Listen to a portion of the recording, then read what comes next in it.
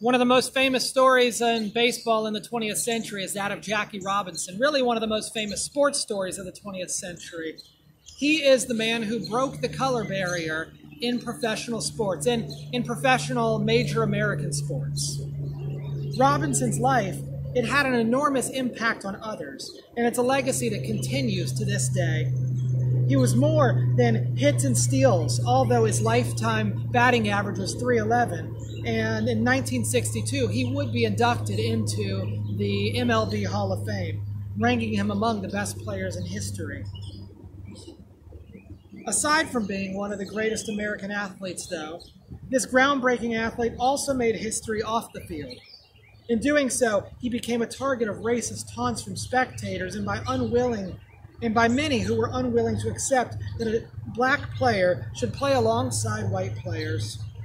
He would often use his faith and strong play as a way to combat this. When Branch Rickey, the general manager of the Brooklyn Dodgers at the time, hired him, faith was something that they had in common. In the biopic 42, we hear Branch Rickey say, "I'm a Methodist, Robinson's a Methodist, God's a Methodist. Can't go wrong." Lee Lowenfish, a baseball historian, he sees how this deep-rooted faith that they shared was extremely important. He said a deep-rooted bond was formed between Robinson and Branch Rickey based on their intense personal religion. They both shared the same faith tradition. What kept Robinson from lashing out at vile teams in the stands, you might wonder? At the people who would scream at him, at the people who would yell at him, at the people who would throw things at him. Lowenfish said, although Robinson's first response would always be to go on the attack to vile insults, Rickey convinced him to change his tack, that turning the other cheek and playing as hard and as well as he could was the best response. Following his retirement, Robinson became more public about his faith. In 1962, during a speech to the Southern Christian Leadership Conference, Robinson said, "As the first Negro in the majors, I needed the support and backing of my own people. I'll never forget what ministers like you who lead the SCLC did for me." As important as ministers were in supporting the Dodgers' first baseman, Lamb said it was Robinson's faith in God that was so vital throughout the player's life. No athlete faced greater pressure and dealt with more hatred than Robinson, he said. How did Robinson succeed? There's little doubt that faith played a significant role in his success. In 2 Corinthians chapter 12, verses 5 through 10, this is what we read when we talk about humility, when we talk about the importance of living higher than what we believe our perceived limitations or weaknesses might be. Paul says, "I will boast about a man like that, but I will not boast about myself, except about my weaknesses.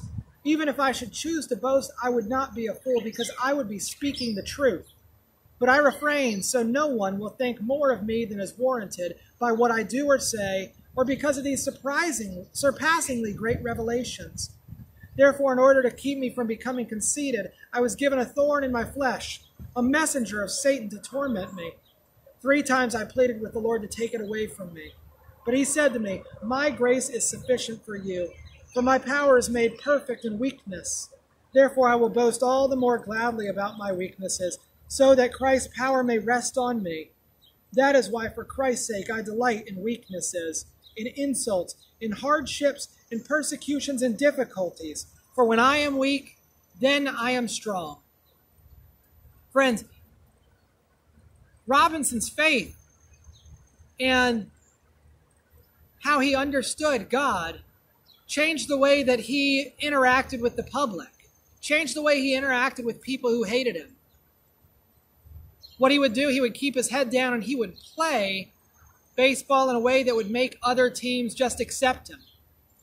He would play in a way that would not point to his own greatness, but rather would point to his own play.